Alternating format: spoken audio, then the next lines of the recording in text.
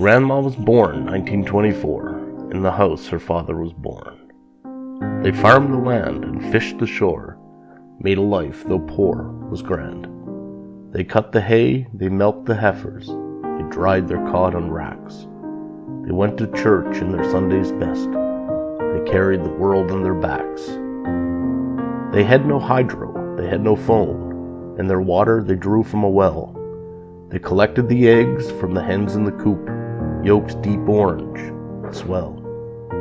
Money was tight, but they saved every penny, built them an old age nest. They were free on their land, their fields and wood, and potatoes planted in the rest. When the Depression struck, it was a bit of luck, few had seemed affected. Life went on as the seasons passed, as their neighbors were all well connected. They avoided the strife, which was all so common just outside their border. Lending their hand when there was work to do, they carried forward one another.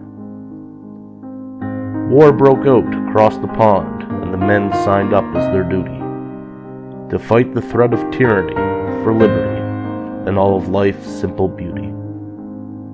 Each knew quite well being shot in a ditch or on a cold beach overseas was preferable to a death in one's old age, enslaved and on your knees. With the men away fighting, Grandma ran the farm while raising a flock of her own. She managed the household with guile and grace, as if a queen on the throne.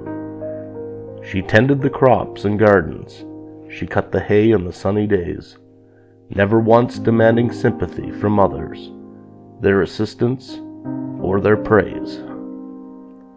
I went to visit Grandma in the house her father was born.